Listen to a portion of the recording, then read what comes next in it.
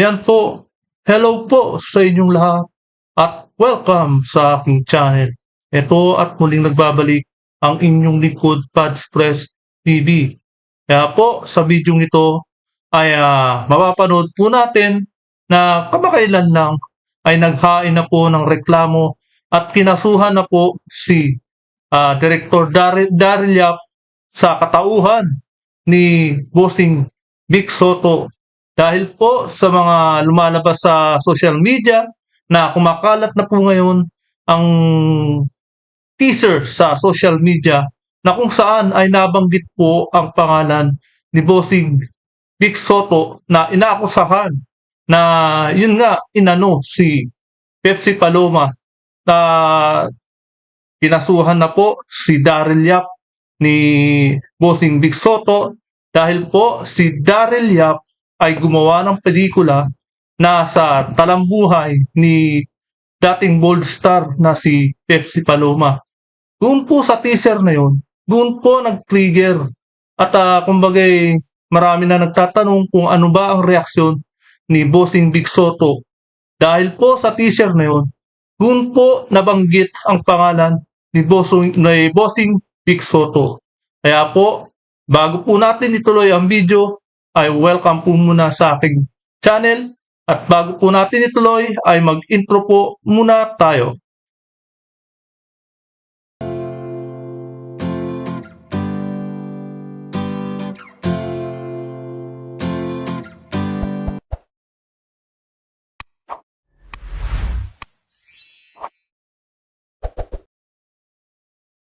When pinatitigil ng korte ang pagpapalabas ng pelikula, trailer o movie teaser o anumang panoorin sa anumang platform ukol sa paratang na rape laban sa movie at TV personality na si Marvic Vic Soto. Ito na pala, no? Pinatitigil na pala ng korte. Kumagay, parang may resulta na rin talaga. Pinatitake down din ang mga na-post na sa social media at ang Yun pag-share at pag-repost nito. Ayon kay Atty. Enrique de la Cruz Jr., abogado ni Soto, batayan sa kautusan na ini-issue ni Judge Lizel Akyatan ng Muntinlupa Regional Trial Court Branch 205. Sinabi ni Atty. de la Cruz na pinabura ng korte ang petition for writ of habeas data na isinampa ni Soto nitong Lunes laban sa movie director na si Daryl Ray Yap at sa lahat ng umaakto para rito. Paliwanag ng abogado, sa kanilang isinampang petition for writ of habeas data, hiniling nila sa korte na protektahan ang privacy ni Soto dahil ang paratang na rape ay ukol sa privacy dahil ang rape ay personal sensitive information. At napaka-sensitive po talaga niyan. Buong pamilya, mapapahiya po dyan. Kaya isa tong libel na kumbagay wala namang basihan. Basihan na nabanggit sa teaser. Ano ba ang ebidensya nito? Diba? ang pagkakalat ng paratang ay nagdulot na ng physical threat kay Soto at sa kanyang may bahay na si Pauline Luna at nagbunso na rin ng pangbubuli sa kanilang anak na pumapasok sa Ayan po ang masakit. Damay po ang anak ni Bossing Vic Soto. Narinig niyo po na nabubuli po ang anak. Diyan po siguro nasaktan si Bossing Vic Soto at diyan na rin po nasaktan ang kanyang asawa na si Pauline Luna. Wala. Ayon kay Atty. de la Cruz, sa kumalat na teaser ng sinasabing pelikula ukol sa rape ng dating aktres na si Pepsi Paloma, may mga comment na makikitaan ng mga banta kay Soto. Kaya po, unang panood ko nito, nagulat ako dahil biglang binanggit ang pangalan. Kumbaga, bakit ganun? Wala namang masyadong, wala na talagang ebidensya. Bodyguard ngayon ng aktor. Itinakda ng korte dun sa kautusan na inilabas. Itinakda ng korte sa January 15 ng umaga ang summary hearing para sa petition for writ of habeas data kung saan ay pasasagutin si Yap sa reklamo ni Soto. Simula na po ang laban nila Director Daryl Yap at ni Bossing Vic Soto. Mapapahiya po rito si Director Daryl Yap dahil asan ang ebidensya? Caution lang po sa lahat na usapin tungkol sa kung ano yung pelikulang The Rape of Pepsi Paloma ay subject na po ng paglilitis sa korte at may utos na po ang korte sa writ of habeas data na ito ay lumalabas sa karapatan ng ating kliyente kung kaya pansamantala ay ginarant ang habeas data. Ibig sabihin ay tigilan po muna natin ang post, pag-share ng mga bagay na ito hanggang sa ito ay mapag-usapan daw. Yan po, nagtataka ako kung saan kumukuha ng lakas ng loob itong si Director Daryl Yap. Asan yung pruweba, di ba? Kasi ang nadinig po ninyo ay ang tinig ni Attorney Enrique de la Cruz Jr. Yan po, boses ni attorney. Kumbaga sinasabi nilang si attorney Buko. Kaya ito na naman po ang susunod na video. Kung nagtatanong kung ano pong reaksyon ko since lumabas itong issue ito, ako'y nanahimik para man sinasagot sa mga taong nagtatanong, sa aking mga kaibigan, pamilya. A lot of people have been asking me, ano reaction mo? Ito na po yun. Ito na po yung reaction ko. Ayan na po yung reaction niya ay galing ho siya dyan sa korte. Yung pinaka-reaction niya ay yun yung action niya na talagang kailangan marinig ang side niya. Ngayon, kailangan na rin marinig ang side ni Director Daryl Yap. Pero sa hinala ko, lumapit yata yung parang ganun ha. Baka lumapit yung mother ni Pepsi Paloma kay Daryl Yap. O kaya gustong buksan yung kaso. Pero ang problema, ano naisipan ni Daryl Yap? Baka kung ano lang ang mangyari dyan sa pelikula niya. Hindi kaya pamumulitika lang to ang nangyayari nito. Dahil ang tagal na nito, bakit ngayon lang binuhay? Dapat noon pa, na-resolve na to. Sabi ko nga ito yung walang personalan nito. I just trust in our justice system. Ako'y laban sa mga irresponsibleng tao, lalo na pagdating sa social media. Kasi pagdating nga naman sa social media, baka below the belt na ang mga comment dyan na sinasabi kay Mosing Vic Soto. Talagang sobrang sakit at umaaray na rin. At saka siguro, naisip niya rin yung anak niya. Ito po ang susunod na video.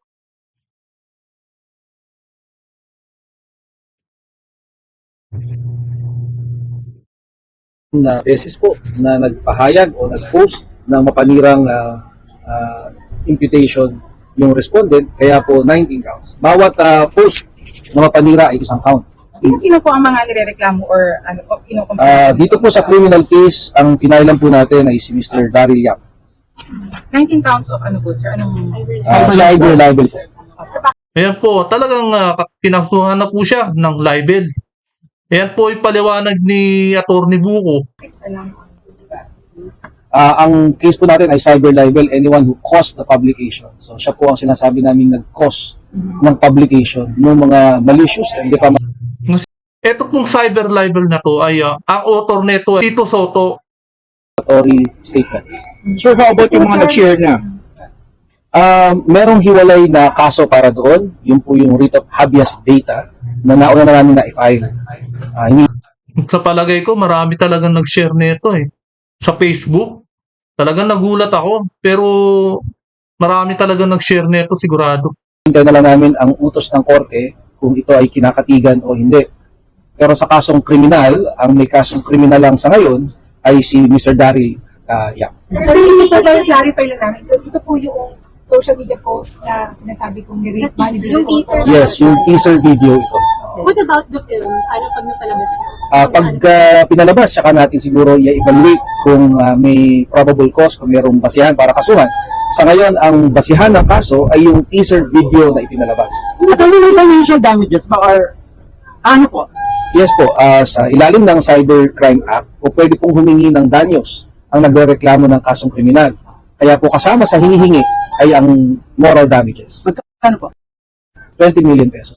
At kung halimbawa kung mapatunayang mali, Laki no? 20 million, tumataginting na 20 million pesos. may kulong ba to?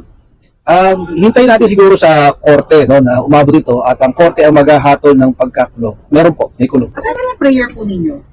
Ang prayer po sa criminal case ay ma-file po ito sa korte at makulong ang respondent sa criminal case po. O may klaro po ba sa showing or ano nililito? Hindi po dito sa criminal case. Hiwalay pong kaso yung writ of habeas data, and we will comment on that pag po lumabas na yung order ng korte. Pero hinihingi na po ng ilang Yes kampo. po, meron pong hiwalay na kaso. Okay, pati the trailer, the showing. Lahat po ng paglabag sa privacy ng aming kliyente ay nais namin ipatigil.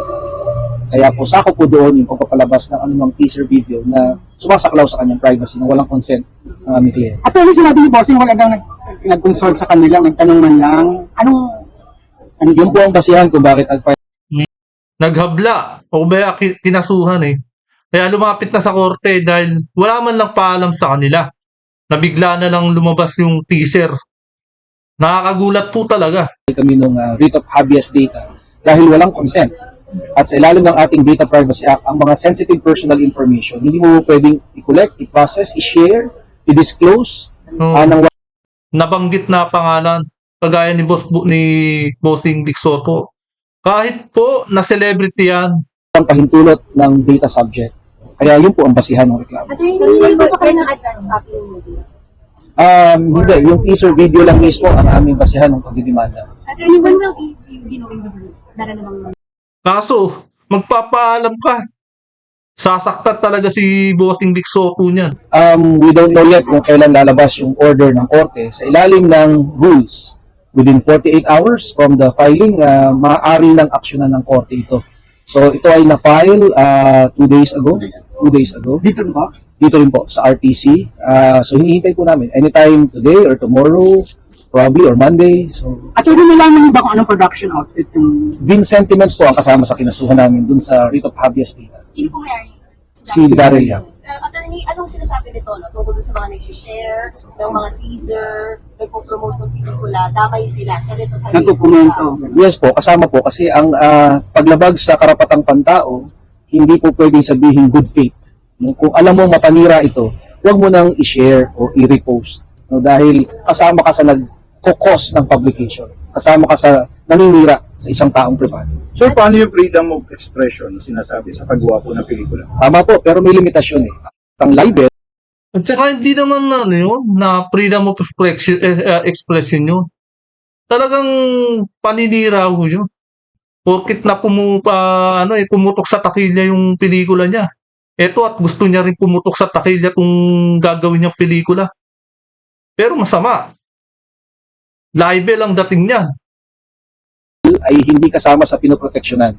Malaya kang magbigay ng sarili mong katotohanan, pero hindi mo Tama. pwedeng ibenta at mamanira ng iba. No, kaya maraming pelikula na gumagamit ng ibang mga alias, gumagamit ng ibang pamamaraan para hindi makasakit o makapanira ng iba. Pero ito, diretsahang tinawag. Oo. Ang sama ho niyan eh. Talagang nasagasaan ng pamilya sa Boss Vic Soto dyan. Talagang nasaktan sila. Attorney, marami po kasi nagsasabi ng mga netizens na mahilig sa twist si Daryl Yap. So, kung pwedeng sa end, kapag sinasabi niya kasi na wag muna husgahan yung movie. So, pwedeng at the end of the film, baka daw may twist, na may bawi. Pero ganun yung sinabi ng teaser. Kung pwede po bang may maiba kung sakaling iba pala yung direction ng movie in the end? Sa libel kasi, hindi yung intensyon ng writer o ng author ang mahalaga. Kung hindi ang epekto niya sa iyong biktima. So, it's not your good intentions that will matter. Ang magiging epekto nito sa iyong biktima. Sa ngayon, nakakatanggap ng mga rape kits yung asawa niya. Binubuli yung kanyang anak sa eskwela. Oh, yun ho ang talagang masamang impact yan. Yung anak niya, nabubuli. So, kailangan umaksyon talaga. Sino po yung nakakatanggap ng Yes. threats? Ayan po. Ito po at babasahin natin ang bawat comment ng mga netizen. Ito po. Vic Soto files case against Daryl Yap over the Pepsi Paloma film. Di ba? At ito pa po. Ayan po. Mula sa PhilStarLife. Trigger warning.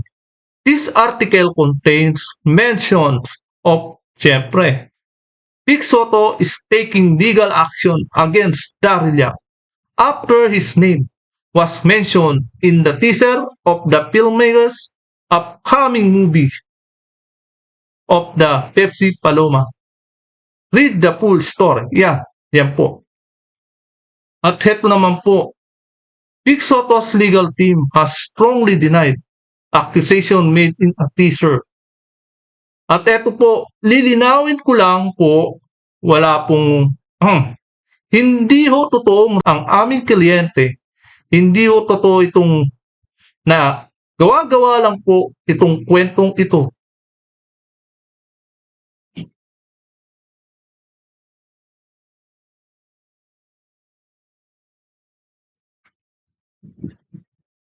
At ito po ang mga comment ng mga bawat netizen. Tama lang yan sa hambog na direktor niya. Ayos para madala. At ang pangatlo, gusto lang niya na kumita ang pelikula niya, ginagamit niya lang si Vic Soto. At ito pa po, sino kayang producer ng pelikulang yan? Sinakto sa katatapos ng pelikula. Baka preparadong Darren Yap yan. At pangatlo, sino kaya hihimas ng Reyes later? At pang-apat, yan na, libel ni kung walang ebidensya, kulong na. Magmumulta pa siya sa kung anong uri pagkatao sisirain. Milyon danyos, magkano kaya? Yun na, 20 million po ang nabanggit ni Attorney Buko.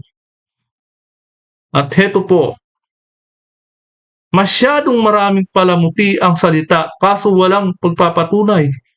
Tama ang tugon ng sampahan ng kaso at magbigay ng ebidensya kasi sa korte kailangan hindi bintang chismis at sabi-sabi lang. Maraming mapangusga at mapaggawa ng kwento. Kahit sa mga nagkukomento parang may mga evidence ang ganap nila.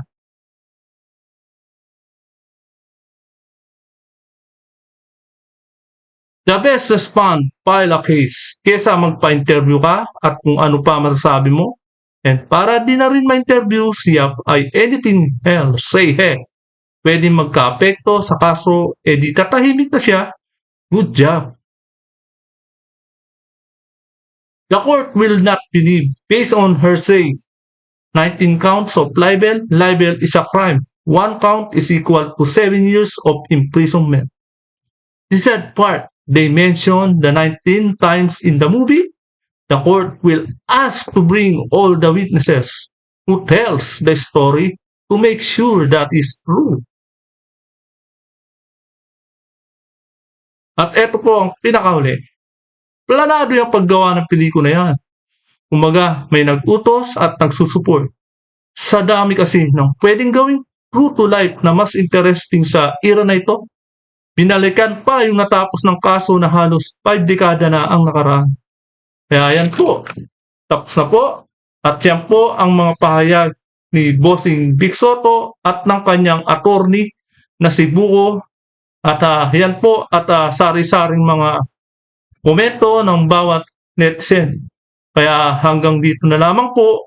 At kung hindi ka pa nakakapag-subscribe, please subscribe my channel para lagi kang updated sa bawat upload ko. Maraming salamat po.